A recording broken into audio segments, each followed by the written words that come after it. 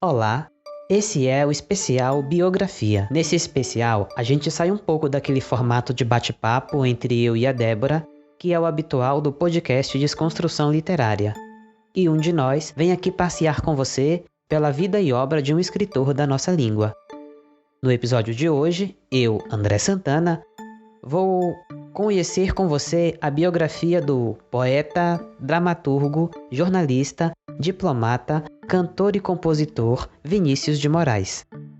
Antes de embarcar nessa jornada, te convido a seguir a gente nessa plataforma de streaming que você está ouvindo esse episódio. Nem precisa interromper a reprodução. Enquanto você está ouvindo, vai lá e clica em assinar ou seguir. Mas se você está ouvindo a gente pelo YouTube, deixa aí o seu joinha ou like para a gente saber se você gosta desse formato. Agora, já pega aí sua pipoquinha, porque vamos começar.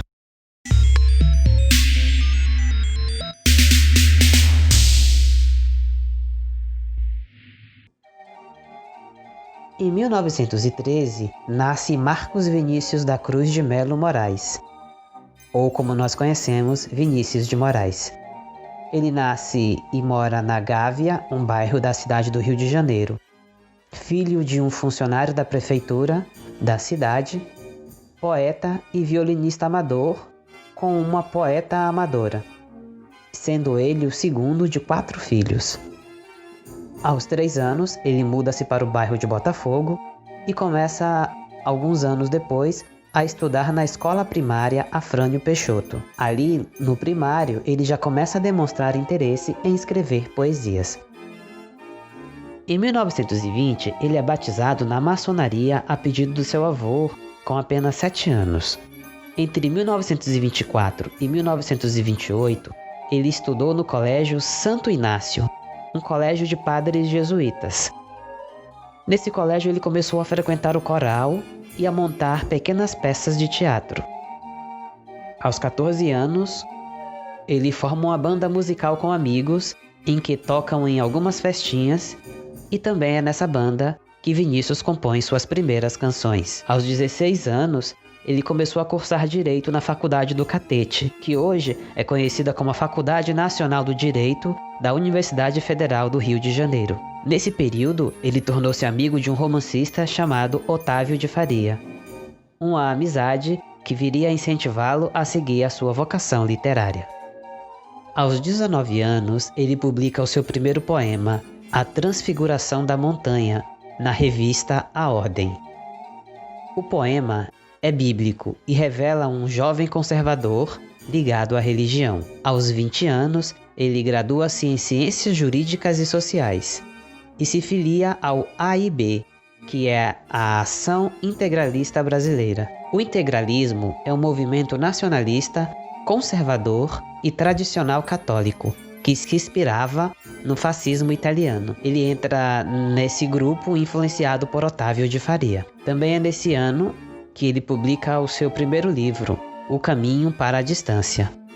O livro contém 40 poemas que mostram claramente a visão da época do autor, sobre temas católicos e sua forma de ver o mundo através da fé. O próprio autor fala do livro no texto introdutório. Seus defeitos de ideia são os meus defeitos de formação. Seus defeitos de construção são os meus defeitos de realizador. Em 1935, 2 anos depois, ele publica seu segundo livro, Forma e Exegese, ganha a atenção da crítica e recebe o prêmio Felipe de Oliveira. Em 1936, ele começa a trabalhar no cargo de censor demográfico do Ministério da Educação e Saúde e publica o livro Ariana Mulher, uma separata, ou seja, uma publicação única e longa dedicada a um único e longo poema. Nesse livro, o autor narra a procura por uma mulher ideal. Pode-se perceber aqui a influência das novas amizades do cantor, pois ele deixa de estar restrito ao convívio católico e passa a se relacionar com Carlos Drummond de Andrade, Manuel Bandeira e Lúcio Costa. Amizades que durarão por toda a vida. Em 1938, ele publica seu 4º livro, Novos Poemas. Esse livro representa uma inovação criativa na temática e na forma dos versos do escritor. Ele passou a adotar os sonetos, privilegiando o ritmo e a rima. Com esse livro, ele se firmou como um dos grandes escritores da sua geração. No livro, inclusive, tinha ali um poema chamado As Máscaras da Noite, que era dedicado ao poeta e amigo e crítico literário Mário de Andrade. Só que o Mário foi bem objetivo na sua análise e apontou defeito em alguns poemas, entendendo, porém, ser uma transição de alguém que já era o grande o suficiente para ser classificado como um dos melhores escritores da época. Ou seja, Mário de Andrade é aquele tipo de amigo sincerão que torce muito para que você melhore, mas vai te dizer na cara os seus erros. Nesse ano também, ele conheceu Beatriz Azevedo e Melo, conhecida como Tati, e inicia um relacionamento com ela. No mesmo ano, ele ganha uma bolsa no Conselho Britânico da Universidade de Oxford para estudar língua e literatura inglesa. No navio, indo para a Inglaterra, ele escreve o tão conhecido Soneto de Separação, por estar longe da sua Tati. Logo em seguida, ele se casa com ela por procuração. No ano seguinte, em 1939, com o início da Segunda Guerra Mundial, ele vai da Inglaterra para Portugal e ali conhece Oswald de Andrade. No caminho de volta para o Brasil, ele compõe o Soneto de Fidelidade. Chegamos a 1940, um ano que é considerado um divisor de águas, pois inicia uma nova fase na vida do escritor, com uma linguagem simples, sensual e excitante, e às vezes até carregada nos temas sociais. Um ano importante também na vida do escritor porque nasce sua primeira filha, Susana.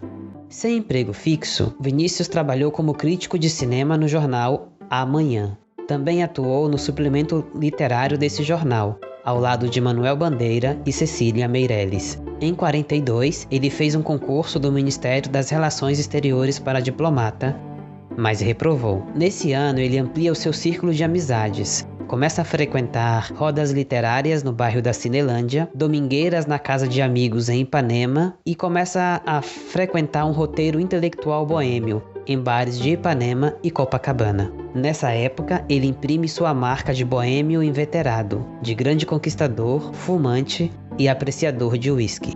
Ele atua como defensor do cinema mudo, porque na época rolava um debate entre cinema mudo versus cinema falado.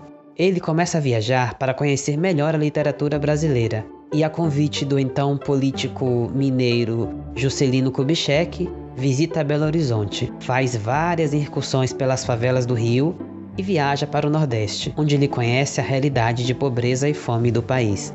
A partir dessa viagem, ele muda sua visão política, saindo do integralismo e voltando-se para o campo da esquerda. Nasce também seu segundo filho, Pedro. Vinícius começa a buscar refúgio daquela confusão da cidade na casa de um amigo em Niterói, no Morro do Cavalão. E ali, vendo o que acontecia ao redor, começa a escrever a peça Orfeu da Conceição. Em 1943, ele começa a estudar de novo para o concurso de diplomata do Ministério das Relações Exteriores. Só que dessa vez ele passa a estudar com um amigo e é aprovado. E aqui fica um ensinamento de Vinícius de Moraes para você que está nos ouvindo e é concurseiro. Se você está estudando para aquele seu concurso da sua vida e não está passando, considere como Vinícius estudar junto a um amigo. Bom, nesse ano também ele publica seu quinto livro, 5 Elegias. O livro retrata essa experiência vivida pelo escritor, mostrando a transformação de um jovem católico, passando pelas reflexões do período em que ele morou em Londres e se tornando um homem mais maduro, boêmio e intelectual. O livro foi feito com ajuda, inclusive financeira, Mário de Andrade e Aníbal Machado. No ano seguinte, ele começa a trabalhar administrativamente na publicação O Jornal e também atua como diretor do suplemento literário da publicação. Em 1945, com a morte do seu amigo Mário de Andrade, ele escreve o poema Amanhã do Morto. É o ano também que ele passa um dos grandes sustos da sua vida. Junto com Aníbal Machado, ele sofre um acidente em um hidroavião em um voo para Buenos Aires, mas sai ileso desse acidente. Nesse ano também, ele atua em um congresso em São Paulo em defesa do regime democrático. No lado amoroso, ele vive uma relação secreta com Regina Pederneiras, e termina sua relação com Tati, mas nesse mesmo ano eles reatam. Em 1946, acontece uma coisa muito importante na carreira profissional de Vinícius de Moraes. Ele é nomeado vice-cônsul em Los Angeles. Com isso, ele se muda para Hollywood com Tati e seus 2 filhos. Nesse meio, ele publica o livro Poemas, Sonetos e Balada, com ilustrações de seu amigo Carlos Leão. Morando em Hollywood, ele mergulha no mundo do cinema e do jazz. Começa a se aproximar de músicos e a frequentar a casa de alguns artistas, como a cantora Carmen Miranda. Ele também atua como crítico de cinema na revista americana Feel. Em 1950, morre o seu pai e ele retorna ao Brasil. Vinícius passa a viver então com uma nova mulher chamada Lila Maria Boscoli. É nessa época também que ele se torna amigo do cenógrafo e diretor de cinema brasileiro Alberto Cavalcante. E é por Cavalcante que ele é convidado para roteirizar seu próximo filme, que será sobre Aleijadinho. Então, eles viajam para Minas Gerais para registrar e fotografar a vida e obra do artista.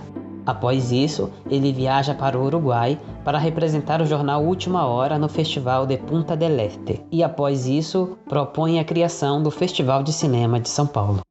Em 1953, Vinícius é indicado para o posto de segundo secretário da Embaixada do Brasil em Paris e passa a trabalhar na delegação brasileira junto à Unesco naquela cidade. Compõe seu primeiro samba, Quando Tu Passas Por Mim, em homenagem à sua esposa Tati, que já estavam separados. Em 1954, a sua peça Orfeu da Conceição, premiada e publicada na revista IMB. Também ele publica um conjunto de poemas intitulado Antologia Poética. Já em 55, ele viaja ao Brasil buscando um financiamento para transformar sua peça Orfeu da Conceição em filme, mas retorna à França sem sucesso.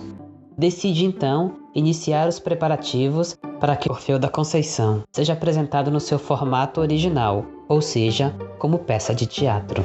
Em Paris, ele se encontra com o maestro erudito Cláudio Santoro e se tornam compositores de 13 canções. Essas canções vinham de uma história de amor não vivida entre Cláudio Santoro e Lia, a mulher de um agente da KGB, a polícia da União Soviética. Os dois combinaram de fugir para Paris. Santoro veio na frente e foi recepcionado por Vinícius, mas o agente da KGB descobriu o plano e Lia nunca conseguiu chegar a Paris. Que triste, não?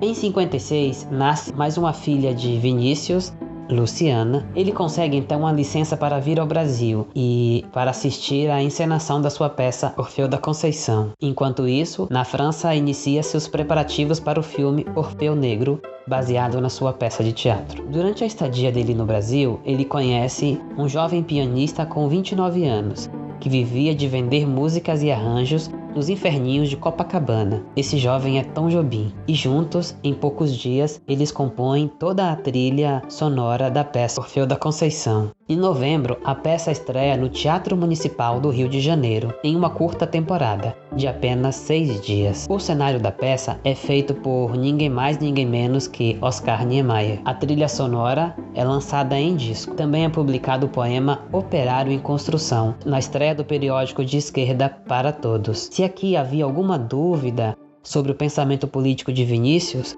temos claramente que ele está alinhado à esquerda. E Vinícius retorna a Paris no fim de 1956. Em 57, ele é transferido para a Embaixada Brasileira no Uruguai e publica o livro dos sonetos. Em 58, acontece o segundo grande susto da sua vida. Ele sofre um acidente de carro em Petrópolis, mas sem nenhuma sequela. A partir desse ano, a música invade totalmente a sua vida. É que a cantora Elisete Cardoso lança um disco só com músicas compostas por Vinícius e Tom. Também nesse ano, estreia na França o filme Orfeu Negro, baseado na sua peça Orfeu da Conceição.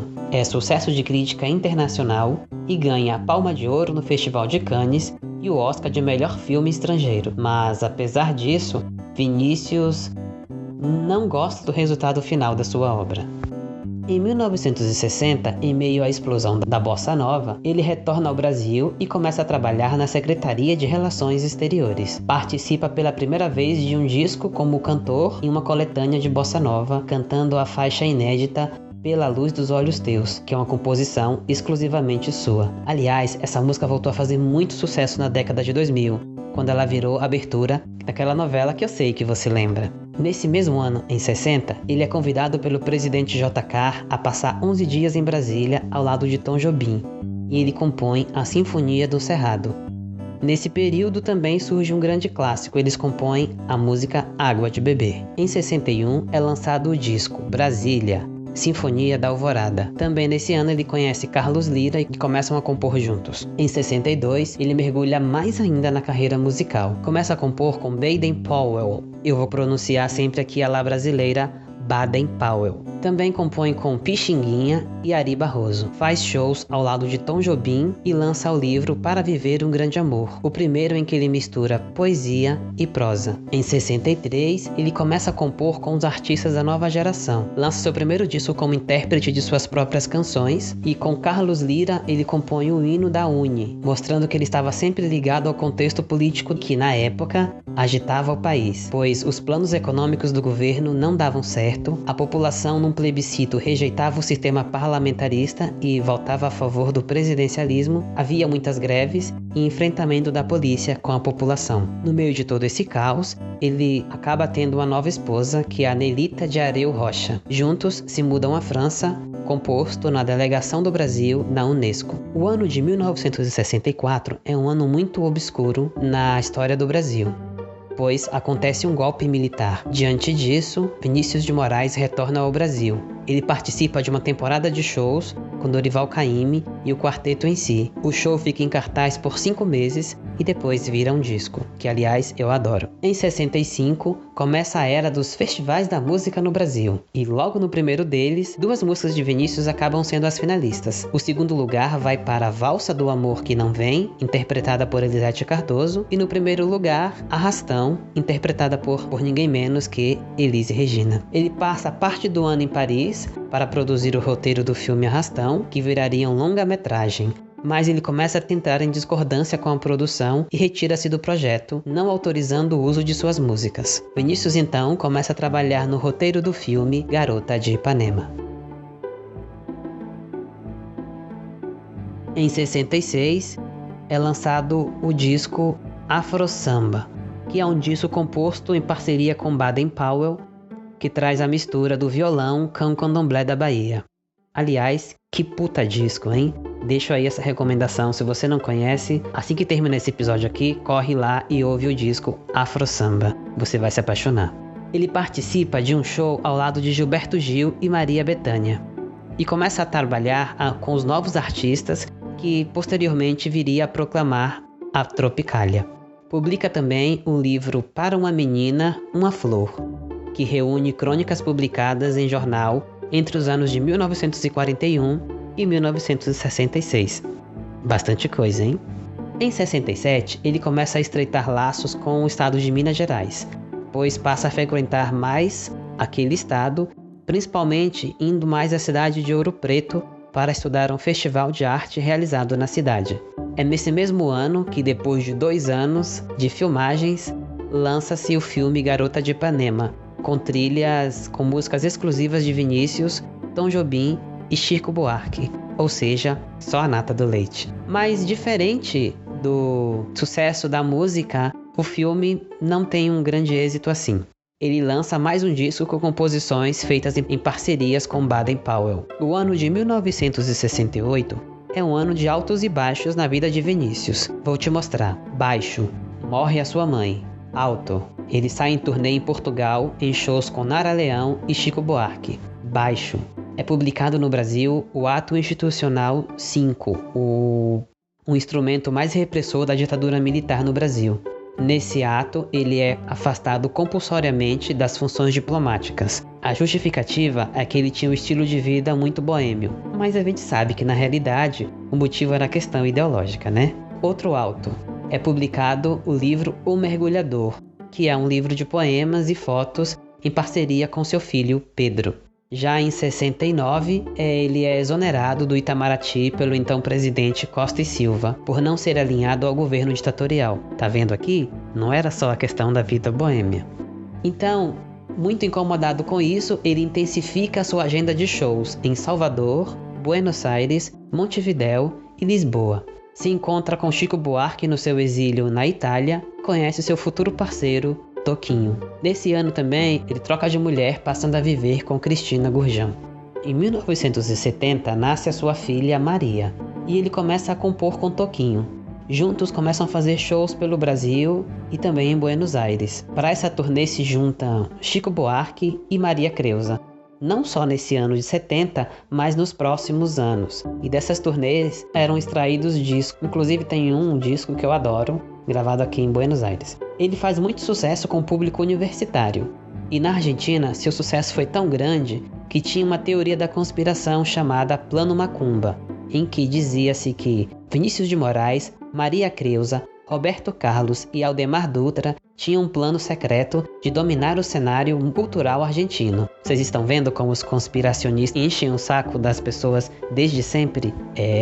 Paciência. Em 70, ele também lança uma coletânea de livros infantis, a tão conhecida Arca de Noé. Ele também se muda para Salvador, num bairro chamado Itapuã, com sua nova mulher, Gessi.